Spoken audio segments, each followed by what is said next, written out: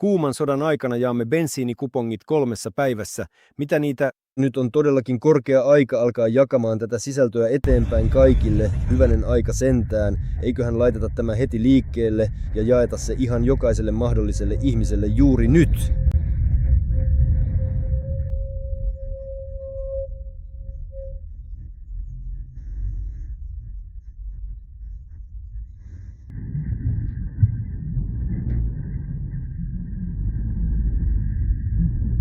Keinottelijat myyvät bensiiniä 200, 250, 300 ruplaa litralta, mikä tietysti iskee kovasti kukkaroon.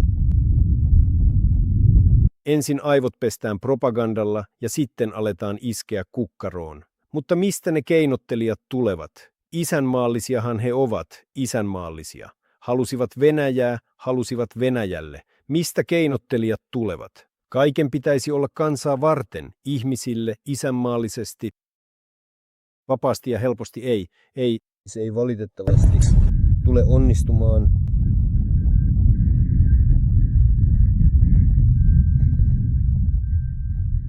Ja minä ottaisin vielä ilotulitteitakin, jotta olisi kunnolla yhdessä kirkkaasti ja hienosti, että jos vaikka ajaa sillan yli ja siellä joku hanhi lentää ohi, niin ymmärrät, että sinulla on tankki täynnä ja vielä 100 litraa kaasua mukana.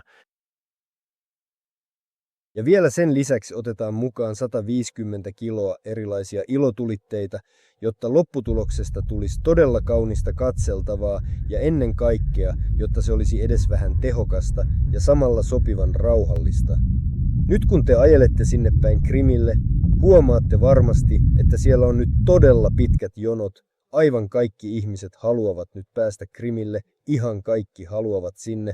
Vaikka vallitseva tilanne onkin tällä hetkellä sellainen, ettei se oikein. Eikä vain Krimillä. Zaporozhien alueen Gauleiter sanoo, että olemme niin iloisia siitä, että yhdistyimme Venäjään, että nyt voi vain lähteä pois miehitetyltä Zaporozhien alueelta. Niin lupaavaa. Mielestäni nykyään nuorilla on Zaporozhian alueella todella paljon mahdollisuuksia. Nämä mahdollisuudet eivät rajoitu vain Zaporozhian alueeseen, vaan ne laajenevat entisestään suuren isänmaamme ansiosta, jossa voi vapaasti toteuttaa omia unelmiaan ja kykyjään sekä päästä ihan mihin tahansa haluamaasi korkeakouluun, jossa on tarjolla sinulle uusia näkymiä ja aitoa halua menestyä. Meidät vapautettiin, nyt voi toteuttaa itseään, voi ottaa ja lähteä. Mikä esti ennen Zaporizhian alueen tuhoutumista jotakuta, joka halusi nousta junaan ja matkustaa mihin tahansa Venäjän kolkkaan ja siellä työskennellä, ansaita, hakea opiskelemaan? En tiedä, ei oikeastaan mikään estänyt. Jos vain oli halua, ei mikään. Ei estänyt räjäyttämästä puolta aluetta, jotta nyt voisimme sitten lähteä opiskelemaan Venäjälle. Voitto. Venäjän federaation puolustusministeriö ilmoittaa, he eivät koskaan valehtele, että viime yönä vastauksena Kiovan hallinnon toimiin Venäjän asevoimat iskivät massiivisesti ja tarkkuudella puolustusteollisuuden yrityksiin Kiovassa, Zaporizhiassa, Harkovassa, Dnipropetrovskissa sekä Poltavan, Hmelnitskin ja Sumin alueilla polttoaine- ja liikenneinfrastruktuurin kohteisiin. Ukrainan infrastruktuuria, jota käytetään asevoimien hyväksi, sekä sotilaslentokenttä, tavoitteet saavutettiin, kaikki määrätyt kohteet tuhottiin, ja nyt näytän vain kohteet. Dnipro, ohjusisku asuinrakennuksiin, 8 siviiliä ei enää ole. Heidät vapautettiin, heidän joukossaan oli 3-vuotias lapsi, jokaisen aamuisen lähetykseni sanat vahvistuvat. Vanhuksia ja lapsia. Ja sitten tätä kutsutaan tarkkuustarinaksi. Dnipron pormestari ilmoitti, että Venäjä iski Dnipron vanhoihin asuinalueisiin rypälepommeilla. Venäjällä tätä kutsutaan tänään denatsifikaatioksi. Hyvät kollegat, hyvää iltapäivää. Haluaisin tänään keskustella kanssanne, vaikka en olekaan kutsunut teitä avusta ja tuesta Ukrainan juntan Dniprossa 22. toukokuuta tekemässä verisessä rikoksessa kuolleiden ja loukkaantuneiden omaisille. Sarabeusk. Ja Luhanskin alue. He mainitsivat Luhanskin. Se on sääli Luhanskin vuoksi. Se on sääli Lugandonian vuoksi. Ymmärrätkö? Ja minulla on kysymys, joka ei koske pelkästään minua, vaan vatnikkeja. Vatnik-ystäväni ovat kiinnostuneita. Entäpä muiden liikkeeseen osallistuneiden kansalaisten tukeminen, jotka päättivät rakentaa taloja liikkeenne ansiosta? Entäpä heille annettu tuki? Onko heille annettu uusia asuntoja? Onko heille annettu uusia tontteja? Onko heille tarjottu työpaikkoja? Onko heille tarjottu normaalit elinolosuhteet? Ruualla, vaatteilla, miten siellä on, autettiinko ketään vai ei juuri ollenkaan? Entä suojapaikat, entä venäjänkieliset monissa Venäjän federaation kaupungeissa, joihin ukrainalaiset hanhet lentävät tapaamaan sukulaisiaan? Autettiinko heitä? Eipä se oikeastaan kiinnosta ketään. Mummoa kiinnostavat vain ne paikat, joissa voi yksittäisesti sanoa jotain Kiovan tyyliin Starobilskista. Vain Starobilskissa nollattiin Rubikonin pojat, mutta Kiovassa, Dniprossa ja muissa kaupungeissa on todella paljon asuinyhdyskuntia. Ja autotallit, jos et ole katsonut, katso ehdottomasti minun aamuinen jaksoni. Autotallit ovat tavallaan kaikki kaikessa. Ja vielä yksi asia tuesta. Minulle kirjoitti henkilö yksityisviestillä ja sanoi, että menee vaimonsa kanssa kauppaan, ja siellä on 2, jotka ilmeisesti ovat palanneet omilta teiltään. Lähellä on sotilasyksikkö, koska eivät ole univormussa, ovat huolimattomia, ja 3 tulee pyörätuolilla. Ja tämä pariskunta, joka seisoo palanneet, toinen sanoo toiselle, kuule vitsi kun minäkin haluaisin, vihjaten, että pyörätuoli on hieno, olisi helpompi liikkua, paljon siistimpää. Hän sanoo, että minä seisoin siinä ja sanoin heille, kyllä niitä vielä tulee, sinulla on vielä aikaa. Vaimo melkein repi hihani irti. Ja he, ilmeisesti sellaisia heiveröisiä, vähän kuin idiootteja, eivät edes osanneet sanoa mitään takaisin, mutta hän oli vain loistava. Nauru raikui, nauroimme kovaa ja pitkään, mutta tärkeintä on, että lopussa on surullinen päätös. Ja mummo istuu television ääressä ja kysyy, miten pojilla menee Starobelskissa. Poikia Tuapsessa siellä ei ole mitään, ketään ei sääli. Jaroslavlin alueella ketään ei sääli. Ja monissa muissa kaupungeissa ei, siellä ei sääli. Se on eri asia. Minä En ollut selvinpäin. Ja siksi pyydän anteeksi. En ollut selvinpäin. Tämä käytös ei ole upseerin arvolle sopivaa. Tämä ei sovi upseerille. Kenraali Guruljov valitti, en se minä ollut. Telegramini haksattiin ja sinne kirjoitettiin totuus. SVO on umpikujassa ja tarvitaan uusi mobilisaatio. Meillä on... Mikään ei onnistu, hän sanoo, en minä kirjoittanut. Kirotut rikolliset murtautuivat tililleni. Pasha Durov hakkeroi minut ja kirjoitti tällaisen totuuden. Heti painostettiin kenraali Guruljovia vaatimuksia. Ja hän sanoo, en se ollut minä. Antakaa anteeksi, rakkaat isät. Kuvitelkaa, millä tasolla ollaan. Eli et voi edes 2 riviä totuutta kirjoittaa. Heti sinut, minne, koska se on totuus. Otetaan mummokylä. Niin nyt ongelma pahenee, koska armeijaa ei täydennetä. Joitakin yksiköitä on tyhjennetty 2/3. Tiedätkö, mikä on mummokylä? Se on kylä, jossa asuu vain yksi mummo. Henkilöstöstä on pulaa eikä täydennyksiä tule. Ja siellä on merkkejä siitä, että mobilisaatio on tulossa. Miksi täydennyksiä ei tule? Missä ovat halukkaat? Missä ovat kaikki, jotka haluavat tulla miljonääreiksi? Muistatteko sen ohjelman? On. Kuka tulla miljonääriksi? Kuka haluaa tulla poliisiksi? Siellä oli Vasha Oblomovin kappale. Kuka haluaa tulla miljonääriksi? Jotenkin halukkaita miljonääreiksi on alkanut olla vähemmän. Ihmisistä on pulaa. Ei saada edes mummokylää haltuun. Siellä mummot pitävät puolustusta, niin kuin pienessä Takmatskassa. Huonoin mahdollinen idea SVOssa, joka voi tapahtua. Tämä on ennakointia kysymyksiin siitä, miten minä näen asian.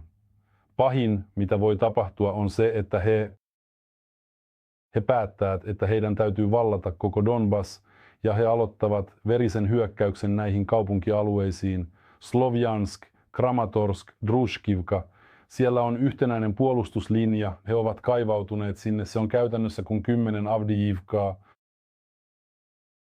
Nyt voitte kuvitella, millainen nollaus odottaa Venäjän armeijaa, jos se todella päättää vallata koko Donetskin alueen loppuun asti. Jopa Pasha Gubarev, kaikesta älyllisestä rajoittuneisuudestaan huolimatta, sanoo asioita, jotka ovat täysin selviä kaikille normaaleille ihmisille. Hän sanoo, että kaikki kaadumme. Meillä on jo tarpeeksi joukkohautoja tämän roistoveljeyden keskellä. Siellä se tulee olemaan vain yhteen suuntaan, yhteen piippuun, kuten Volodya autotallien takana. Siellä voi kaatua 1 miljoona ihmistä. Ja se olisi huono idea, jos aletaan jäädyttää linnoituksia. Sanon salaisuuden. Huono idea oli ylipäätään aloittaa sota, ja erityisesti tämä on puhtaasti niille, jotka ovat kiireisiä, kun et osaa käyttää laskinta etkä pysty laskemaan, riittävätkö voimat, riittävätkö varat, riittävätkö resurssit. Linnoittautuminen nykyiselle linjalle sopisi meille periaatteessa varmaan, mutta jos he päättävät puristaa Donbassin loppuun asti, jotta voisivat sitten allekirjoittaa häpeällisen sopimuksen ja julistaa sen voitoksi, Mutta se on täysin mahdollista. eivätkä he itse voi julistaa voittoa puolustamalla Donbassia, ja koko Donbassin menettäminen tuntuu heistä jotenkin nololta. Tietysti se on noloa, koska jokainen vatnikki tökkisi silmään ja sanoisi, odotan nyt, mehän aioimme ratkaista kuuman vaiheen parissa päivässä, ja nyt emme saa edes Donbassia vallattua, eivätkä he eivät saa. Mitä mieltä olet, auttaako mobilisaatio radikaalisti muuttamaan tilannetta vai ei auta ollenkaan?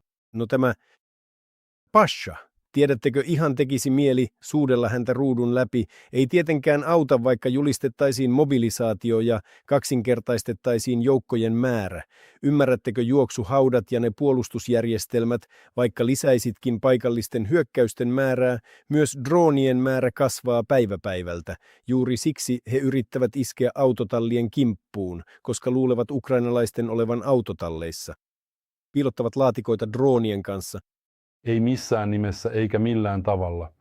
Eli tämä henkilöstömäärän kasvattaminen ja uusien joukkojen tuominen ei tule vaikuttamaan millään merkittävällä tavalla SVOisten yleiseen kulkuun, eikä myöskään käytössä olevaan taistelutaktiikkaan. Mielenkiintoisinta on, että tsetnikit vahvistavat sanasi iloisesti. Mitä rajoituksiin tulee, meillä jopa keinut ovat rajoitettuja. Keinuta niin kuin pitää, kiinteästi ja älä vattuile.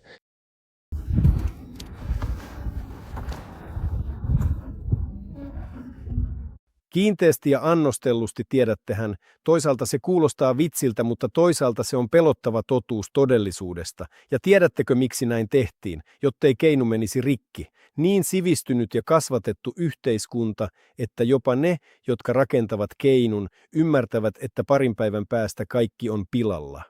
Miksi? Koska kyseessä on skreppiyhteiskunta. Muuten puheen ollen skrepeistä. Venäjälle saapui Andrew Tate, maailman tunnetuin bloggaaja.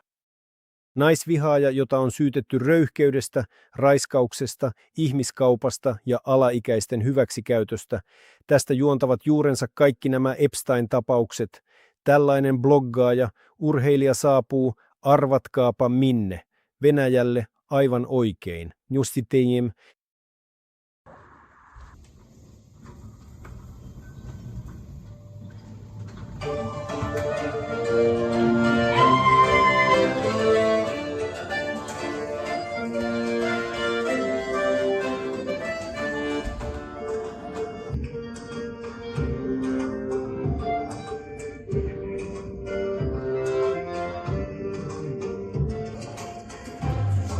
Pyydän anteeksi, alkaa tulla oksennusrefleksi, joten emme kuuntele tätä mestariteosta enempää näiden rivojen, mätien, iljettävien naamojen tahdissa.